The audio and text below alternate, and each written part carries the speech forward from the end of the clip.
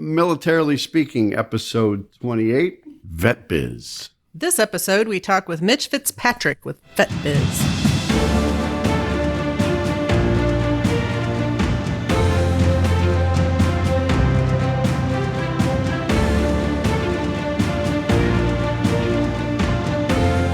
Welcome to Militarily Speaking, brought to you by Armed Forces Bank. This is Tom McLean and Jodi Lunchless Vickery. She has a middle initial L too, doesn't she? I am the Regional Military Executive for Armed Forces Bank, and Jodi is the Executive Vice President. Pretty good title. Yeah. I'm still trying to figure out what my middle name is if it starts with an L. I know. Director of Military Consumer Lending. Welcome to another great episode coming up. Well, thanks, Tom.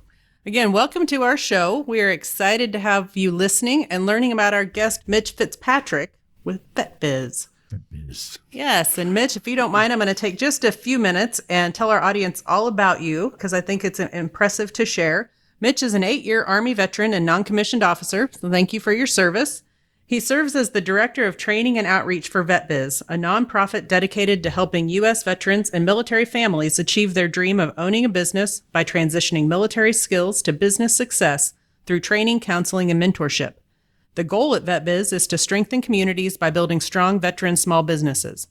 Mitch's job is to connect veterans, military spouses, and active military members with invaluable business resources, and he says that his focus as a member of the VetBiz team and as the regional training manager is to create impactful training opportunities, and I love this part, rather than just training for the sake of activity. So welcome, Mitch. We're very glad that you are here today, and we appreciate you spending a little time to share with our audience about VetBiz. We absolutely love the good work you're doing. I think as you and Tom have talked before today, you know that we are like-minded in trying to help veteran-owned businesses be successful. And I would like to ask you just to start by telling our audience, if you would, a little bit about VetBiz, kind of at a high level. And I'm sure we'll get into all kinds of detail as we move along. But let's just start with VetBiz, who you are, what your mission is, and we'll take it from there. Yeah. So VetBiz, there's going to be a lot of acronyms like any good military government organization. But basically, the way to think about it is VetBiz operates a Veterans Business Outreach Center, or VBOC, if anybody's ever heard of that before, as part of the Small Business Administration, or SBA.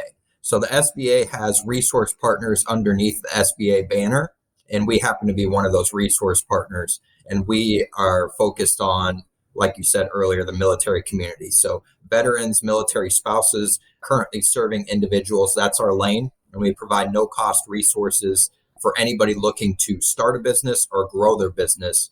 And we just happen to serve the military community. All right. Thank you for that, Mitch. That's awesome. We'd love to hear that story. I'm curious, as you talk about that, do you have an even split between veterans, active military members, spouses, or what's the distribution like in the people that you're helping today? Yeah. So a large part of the people that hear about the VBOX are transitioning service members, just because there's a program called Boots to Business done in the military installations.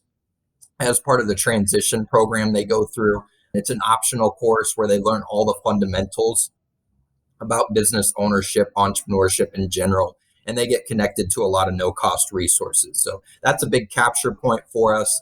Outside of that, we've done a lot. We were on the forefront of the VBOX for sure, the VBOX system, and of getting military spouses recognized as well, because they're a huge part of the military community. Everybody's a lot better about, being intentional about mentioning them and including them in everything we do. But that's a big focus as well. Right now, I'd say probably, if I had to put percentages on it, probably 70-30 split, 70 being the larger portion of the military community, and then 30% of our clients and people that engage with us, probably the military spouse community.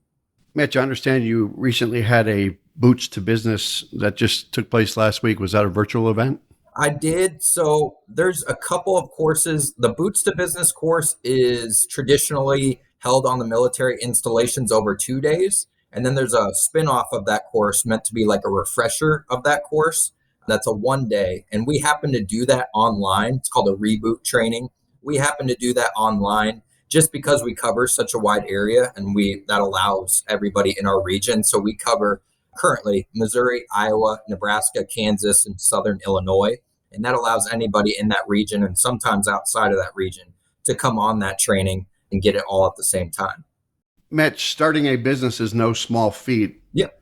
So, Jodi, I never told you this, but I tried to start a business years ago. There's no telling what for. You know what it was? It was going to be coffee, baseball cards, donuts, and then... So you were going to run like a garage sale business. And cookies, yeah. But then I did some testing on it, and even my kids wouldn't show up for it. So Mitch, back to starting a small business. Talk us through the process of how a vet goes from step one of reaching out to you all the way to owning his or her own business. Yeah. So clients and people reach out to us that don't even become our clients. There's a few main touch points. Like I mentioned, the Boots to Business training on the military installations. That's a huge one just because it captures everybody kind of transitioning. And a lot of people take advantage of that course and are more aware of that course. We do marketing outside of that. And then a basic Google search. We're pretty high up on the search analytics when people search veterans resources or veterans business resources. We're pretty high up on there. So we get, people calling into the office as well.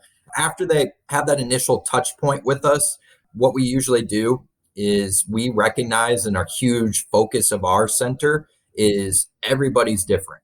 Every individual situation is different. Right. So we take the time to really sit and listen, set up an initial call where we go through, what are your goals? Are you even looking to get into business? Because some people sign up and they just see veterans and they just sign up and they're not even looking to get into business. So we really take the time to go through their individual questions they may have, pain points they may be having, and get them to the right resource at the right time.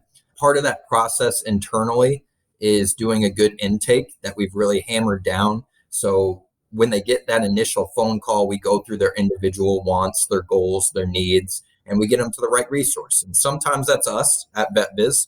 Sometimes it's a resource that already exists out there that is specialized in whatever area they're looking to get into. So it's a really case-by-case basis. Didn't he say earlier he's part of a small shop, and then I look at the 67,424 counseling sessions. I'm like, that is a small shop. That can be done by one person. I don't know, be done by one person. I'm going to piggyback on the question I just asked you, but what do you think the biggest fear or obstacle or concern is for a vet or a spouse to want to get into the business world? It's probably just an overall, especially at the very beginning, maybe an imposter syndrome. Right. Which is something I'm sure we're going to touch on later. But, we always talk about the soft skills that you already have. All those things you can think about that you use on a day-to-day basis as a veteran, somebody currently serving, or a military spouse as well. You already have these skills that you use every single day. It's just, how do you think about it? Maybe not from the military point of view, but from a business ownership perspective. So that's really important, to just kind of get over that hurdle. Just because you've never owned a business before doesn't mean you can't. And just because you're not familiar maybe with the terminology doesn't mean that's not something you can't learn.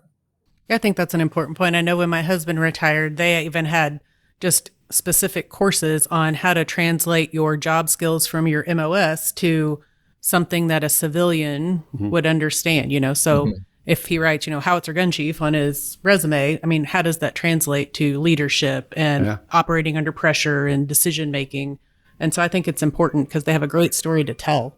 So it's awesome that you're helping them tell that. And Mitch, as you know, right, part of the getting approved for credit through SBA or through a traditional lender is going to be about who's behind the curtain, right? Who's the owner? Who's the one starting it? What's the credentials and the character side of the 5 C's of credit? Sure. Yeah, no, definitely. And so just, if you would, I know you've got thoughts on this, you'd have to, because I think we can hear the passion for what you do.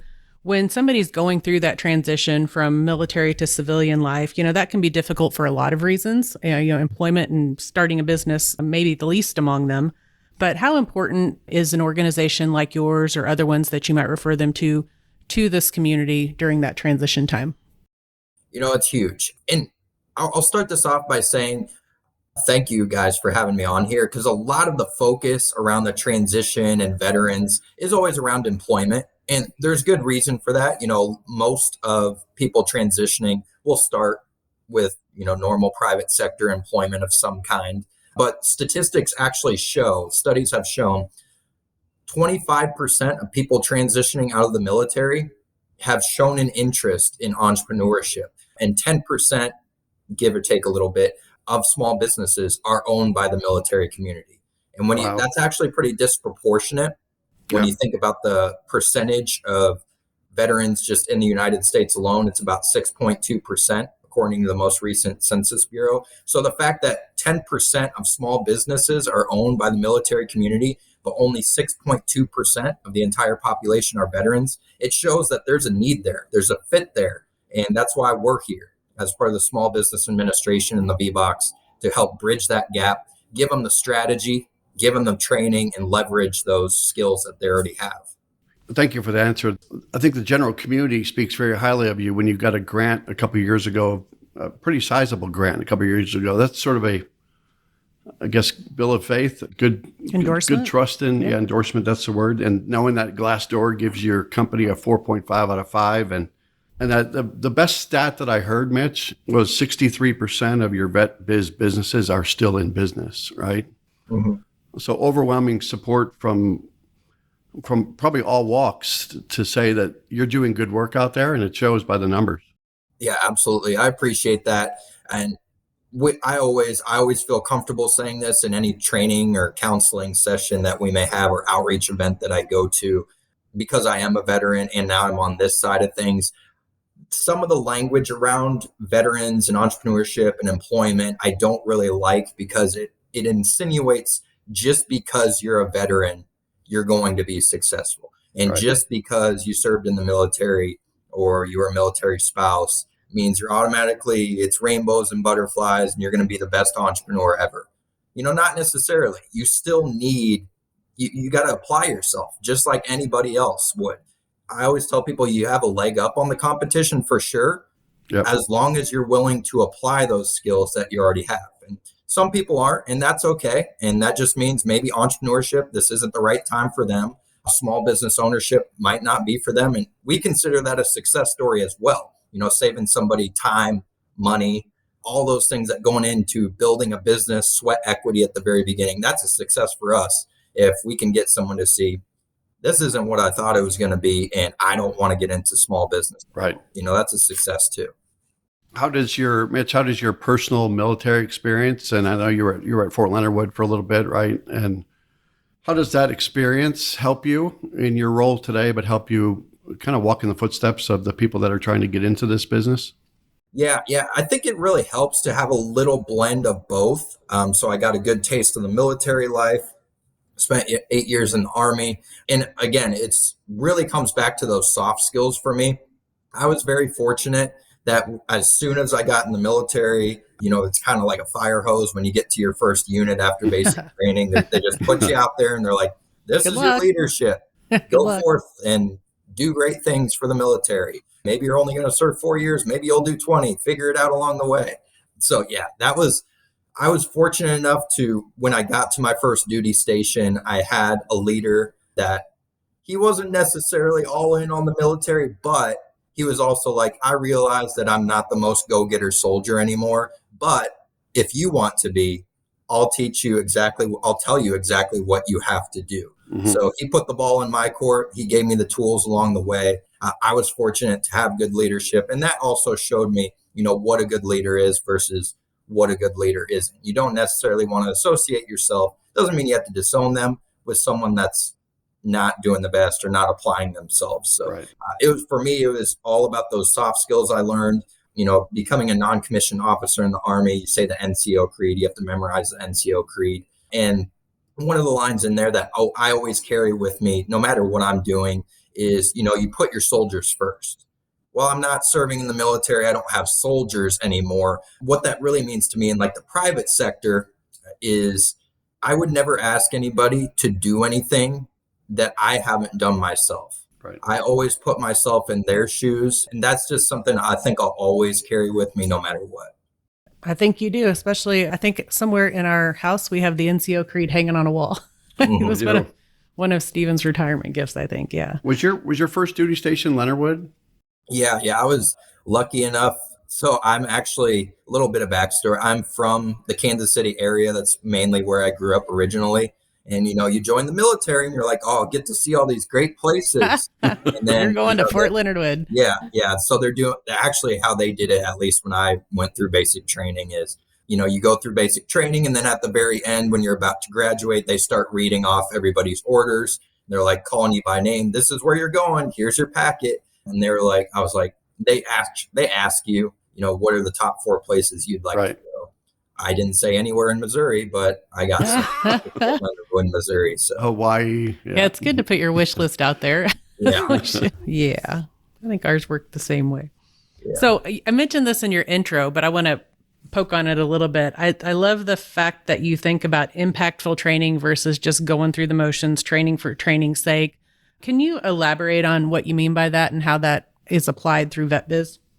Yeah. So this is something I had to learn, honestly, just kind of through experience and being in the entrepreneurship ecosystem. There's even in like the years since I'm transitioned out, the number of resources out there just grows exponentially. And that's a good thing. It's kind of a double-edged sword. That's a good thing because the resources are out there, but it's also kind of a bad thing in a way, just because some of them might not have the same mission. Some of them might not be as dedicated. Some of them might be fly-by-night consulting companies that don't really have a lot of experience and are transition experts and such. So it's really, that's part of what I do and I've learned to do is to maximize, kind of sift through what's already in the ecosystem today and the trusted partners that should be out there and we can lean on and partner with, instead of just creating things just to say, we're creating a bunch of things. So that's what it means to me, is just leveraging all those great resources that are already out there. And that even seeps into our intake, like I was talking about earlier. We listen to what people need or what people think they need, and we get them to the right resource at the right time. Sometimes that is us, and sometimes that's our internal training programs. Sometimes it's not. And we're okay with that as well, getting them to the most relevant resource to them. And that has also helped me in training and curriculum development, is seeing the landscape, where the gaps are, and then we can create programs around those gaps instead of trying to jam a square peg into a round hole when there's 5,000 square pegs out there already. Yeah, no, I think that makes a lot of sense. And I mean, as you start a small business, there are stages, right? And so not everybody needs everything day one, but making it relevant and timely, I think, are important parts of that. Yeah, absolutely. Yeah, there's just so many, especially like the transition space is just so crowded, which is awesome because people are shining a light on transitioning soldiers, and military spouses have got a lot of press and a lot of people are picking up on that's an underserved population now, which is awesome. But we want to get people to resources that make sense for them, because unfortunately, this is America, and there'll be people out there charging money for transitioning soldiers and transitioning military spouses to get services, when there's a bunch of no-cost resources out there that I would always say, at some point in your business, you're going to have to pay for some things, but you might as well leverage what's no cost out there, explore it. If you don't like it, that's okay. You can go somewhere else. This is America. But, please take advantage of those no-cost resources first, because we're going to help you kind of see through the ecosystem that exists today. Good. I applaud you. I think throughout the podcast so far, listeners are hearing over and over again about the value of veterans and those who have served in the military spouse and what they mean to the business community, what they mean to our country. And and Jodi and I both know that they have a lot to give back, and they want to give back. They might not know how, but certainly there are resources, like you said, out there that can sort of find their way. What color is their parachute? And how have you seen communities be strengthened by the growth of veteran and small businesses? Yeah, I mean, at the very core of it, veterans and the military community as a whole has a servant heart. I mean, you have to put the mission before anything else in your life, to take that oath. You have a servant heart. And that really shines through in my space and entrepreneurship and small business ownership. Is a lot of the times, what do small veteran-owned small businesses end up doing when they first start and they're looking at hiring people maybe, and they start to grow that way? They hire other veterans, hire other military community members. And even not if they weren't hiring veterans or military community members. It's really awesome. And part of what I like to do, I'm kind of a nerd about it sometimes, is seeing that story on paper where you can see, or we can track it in our system, where they came to us from a phone call or from a Boots to Business class with an idea. We gave them some training. We gave them some overall strategy. We gave them some resources. We work with them all throughout the way. They open up their business. Okay. They open up their business. They work with us on growth strategies. If they care to do so, keep in contact with us. Now they're hiring employees. Well, that impacts the community, because now we have people moving into our communities, spending money in our communities that may have not been there before. So small businesses are really the lifeblood of our economy, really. And, I really happy to be working in the veteran space, because there are so many veterans out there, and they have that natural servant heart just to give back to the community, give back to others along the way. I think kind of along the same lines, sort of a follow-up to that, I think one thing that we have in common is that we see the value and what that military community brings to the table, certainly veterans, but also spouses, dependents. Their lifestyle sort of creates a strength of character, if you will, that I think any company would be lucky to have. At AFB, Armed Forces Bank, we are super proud of the fact that our retail locations are staffed by 85% of our workforce is spouse, is a veteran, is a guard reservist, dependent, you name it. So we've literally walked a mile in the boots of the people we're trying to serve. So we see that, and we see the value in bringing that kind of caliber person to the table here. What would you say are some of the most transferable skills that you run across with folks that really, I think, fill a void in corporate America, small businesses, however you want to think about that? But what are some of those really transferable skills that companies ought to tune into? Yeah. So it all goes back to those soft skills. The one that stands out to me and that I mention a lot in the training, and there's a slide on the Boots to Business class that we do towards the beginning, and it has on the left-hand side of it a veterans military community column. And underneath that, there's a bunch of skills, traits, attributes listed under there, like mission focus, critical thinker, problem solver. And then on the right-hand side, it's got an arrow pointing towards entrepreneurship. And really the lesson and how I get people involved in that is I have them pick one out from the left-hand side, and I say, okay, thank you for volunteering, first of all, because sometimes that's a trick to get them to raise their hand. But, they'll say like reliable or critical thinker. I'll say, okay, well, I'm going to get you more involved now. Critical thinker. This is going to be a softball for you, but name me one time that stands out in the military that you had to apply critical thinking. And then, they'll explain to the class, one time they had to use it that sticks out in their mind. I'm like, okay, so what you just told me is you already know how to do all these things that's on the left-hand side here.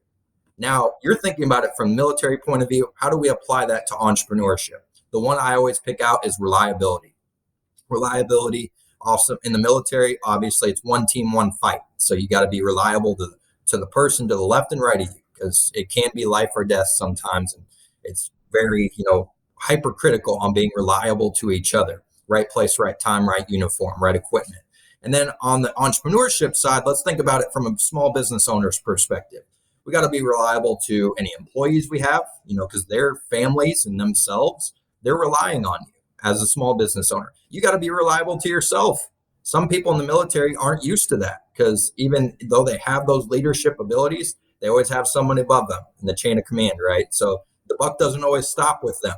And now it does as a small business owner. So you got to be reliable to yourself, your employees, but also who do we have to be reliable to? We got to be reliable to our customers. Yep. And this is something that I really like to impress at the very beginning, something called Pareto's principle. It's like the rule of 80-20. So basically, as a small business owner, how it applies to entrepreneurship is as a startup small business owner, as like a Main Street business owner, which is a lot of our clients, 80% of your sales are likely to come from 20% of your customer base. And what does that really mean? It means that we need to know, how do we get, keep, and grow loyal customers? Because if you want to be, the next Amazon or the big corporation that's out there, that's awesome. And we are here to help get you there. but we need to understand at the very beginning, how do we get, keep, and grow loyal customers? So that's how I like to break it down. I know it's a long-winded answer, but I think reliability is definitely one of those big skills, and just knowing that military members have those soft skills, and you can't necessarily teach those. You can't give somebody experience with soft skills. Yep. No, I totally agree. I've always said that I can teach somebody how to lend. I can teach somebody about banking, but you can't teach them about work ethic and character and all of the things that, I mean, I guess you could try, but you'd be at it for a while, I think. Yeah, absolutely. Back to the 85% of our workforce. I think we know that going in. I think we'd all love to be when there used to be that loyalty element, where I've been in banking 34 years and loyal to company, and we're okay with people PCSing or transitioning out of the military or relocating, because we're in the people betterment business here, just like you are.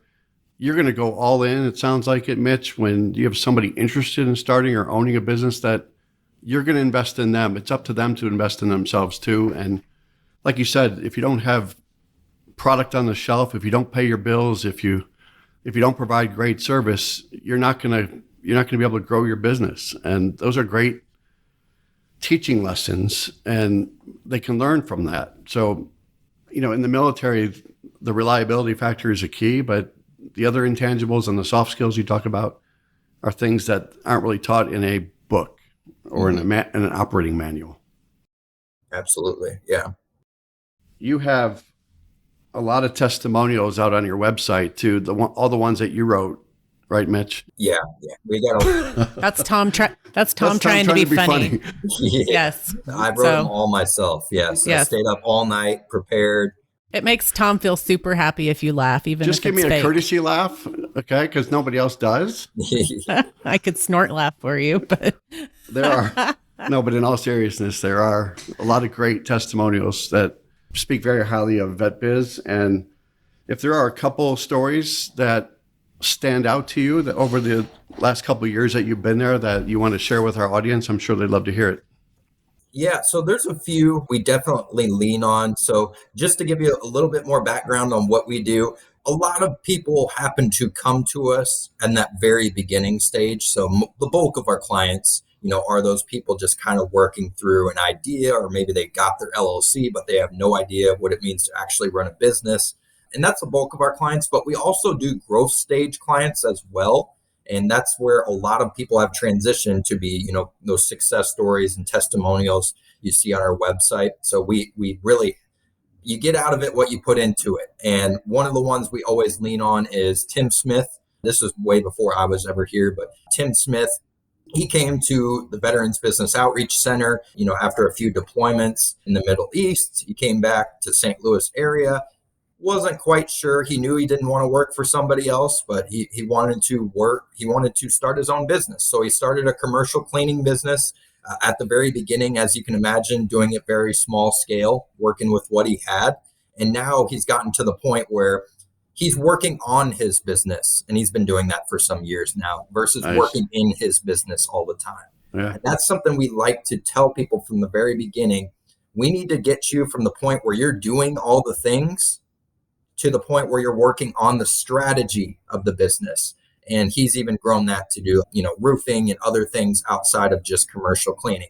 And to my point earlier, he hires almost exclusively veterans, military community, military spouses. So that's one. Another one that stands out in my head, just from the training program that I had done about a year ago, we did a program called VetBiz Activate, which to put a plug in, if anybody's interested, we're doing the third cohort of that starting on June 1st, and those are done virtually. So vetbiz.com, if you want to check out what we do, you'll be able to find VetBiz Activate on there. But we had a young woman who came to that program full of ideas, 4 or 5 different ideas. First thing we did was try to, say, hey, let's focus in a little bit. It's okay to have a bunch of ideas, but let's pick one, go through this process, go through this training with one. And then if you care to do so, you can apply these same teachings to those 3 or 4 other ideas. But it's very hard to do 4 ideas at a time. Not saying it's impossible or telling anybody what to do, but that's the path we were leading her down. And then by the end of the program, the 6 weeks she graduated, she decided this was kind of overwhelming to me. You're right. I'm not going to be able to do 4 ideas at a time. I'm going to go back to school and get my MBA. And that's a success story to me as well. Saving somebody from spending and spinning their wheels for all this time and spending money on all these ideas and just deciding, hey, this wasn't really for me, or I'm not ready to move forward truly with any of these ideas. So those are some of a few. There's a bunch in between, but a few those success stories that stand out to me. Thank you. I think if ever you mentioned your website, we'll mention it again, vetbiz.com. There also is just for clarity from an audience perspective, there is a vetbiz.va.com, but no connection. Mm-hmm. Is there a connection between the organizations? No. So vetbiz.va.gov, and this people call us or used to call us all the time for this because it's actually transitioned over to the SBA now. But when people were looking to get their service disabled veteran-owned small business certification, that was previously done until January 1st of this year, 2023, on the vetbiz.va.gov website. Got it. So we are not affiliated with the VA. We do have resource partners who can help with like contracting to the VA and things like that, but we are not associated with the VA. We're under the Small Business Administration banner. Okay. I don't know if we covered this, but Iowa, Kansas, Nebraska, Missouri. Yes. And then we do cover, if anybody's familiar with the St. Louis metro area, it's very close to the Illinois border. So we cover Scott Air Force Base area of Illinois as well. It's kind of the southern area of Illinois. Okay. So if someone were to contact you from Virginia or Idaho, what do you do?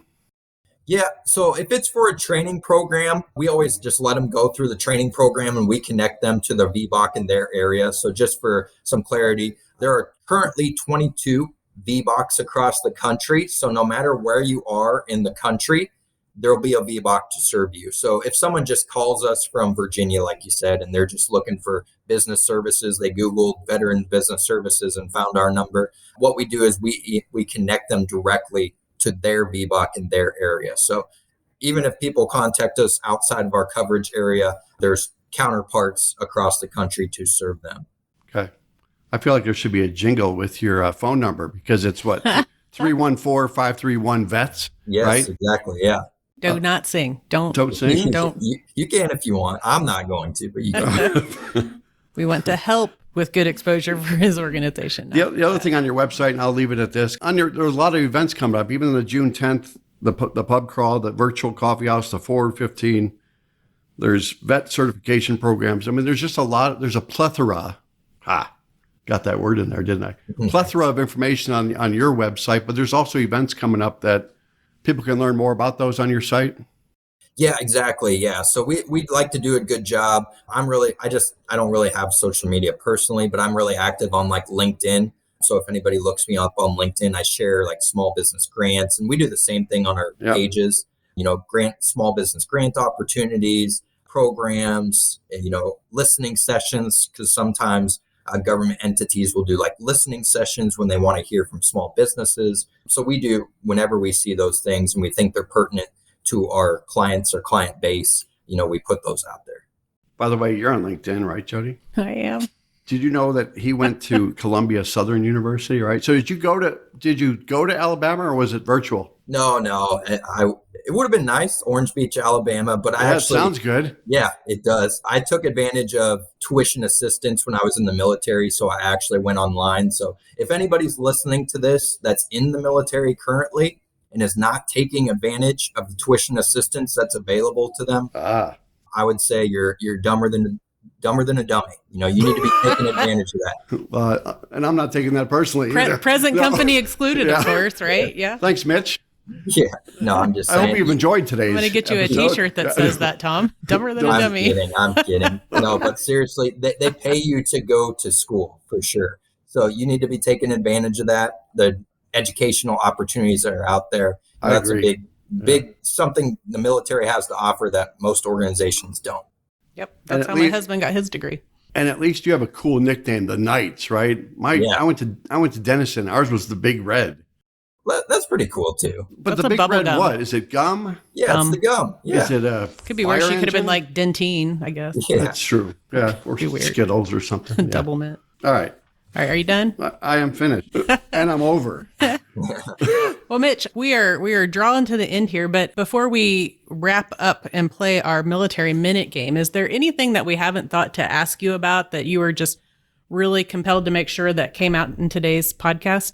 No, I mean, just the one thing I would add on is to anybody, any veteran, military, even outside of that, the target market obviously for this podcast is military, but anybody looking to get into small business, or even that if you just have an idea that you thought of and you've had in the back of your head and you're like, I don't know if I'll ever do this, reach out to these SBA resources that are out here, like the VBOC, and we happen to be one of those, because we can have that conversation with you and it's not going to cost you a dime out of pocket, and we can see, is this something you even want to do? And sometimes it's not, and that's okay, and sometimes it is, and you're like, I didn't know it was this easy to do these things I have to do. I can do them on my own pace on the side, which is completely okay. So if you're looking to get into small business, don't have that imposter syndrome. There's a bunch of resources out there. I would go through the SBA Resource Partner Network, and we can get you connected.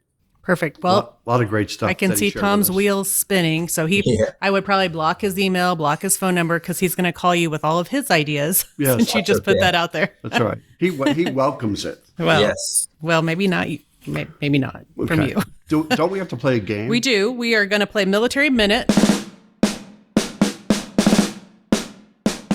Mitch, so if you hang with us for just a second, we won't put you on the spot unless you want to be put on the spot. But it's a fun little game, at least we think it's fun, that we'd like to play. And I want to go over last week's question. So last week, we kind of went pop culture on everybody. And the question was, what was initially supposed to be Luke Skywalker's name in the original script for Star Wars: A New Hope? It went on to be the name of a military base instead. Mitch, do you know the answer to that question? Can't consult Google. I'm fiercely typing in the back. No, I honestly have... I'm gonna just throw a random guess out there. Do it. Fort Sill. No. Home of the Field Artillery. Nope. No. But he got the ILL. That's what drew me to it originally. So Fort Sill, and it doesn't even rhyme with Star Killer, which was the actual real answer. Oh man. Star Killer. But if you answered Star Killer, maybe somebody did consult Google, because I don't know how you would just know this. And you posted that on our last podcast drop. You can watch for your name to be announced as the winner. And what do they win, Tom? They win a $50 gift card, and we're going to take care of a $50 gift card to the charity of their choice. Love it. How about that for support of the military community? Know. So if you didn't play last time, you can play this time. This week's Military Minute, we're kind of in the pop culture thing now. I kind of like it. We have a new writer now, don't we? I know. So pop culture me up here. So nobody answer, even if you know. Which president made more money playing poker during his Navy days than he got from his military paychecks? Don't answer. Don't answer, Mitch. So if you know, wait for this podcast to drop. And again, you could be selected to win $50 for yourself and $50 to a charity of your choice. And I just want to say thank you again to you, Mitch, for spending time with us. I know I've learned a lot in this podcast, and I think our audience will as well. Yeah. And we'll just remind them one more time of www.vetbiz.com. And that cool jingle that we're going to come up with. And the cool jingle that Tom is going to write. And I feel good about himself for. Yes, awesome. Thank you. Thank you, Mitch. If you enjoyed today's episode, go out to afbank.com and subscribe to the show. Also, make sure to rate us. As good of a rating as they got on Glassdoor, should right? Let them rate us separately. Leave us a comment on your favorite podcast platforms such as Apple Podcasts, Spotify, and YouTube. Perfect. Well done, thank Mitch. You. Thank you so awesome. much. Yeah, thank you guys. Yeah, no problem at all. All right. Take care, Mitch. Thank you. Thanks, guys.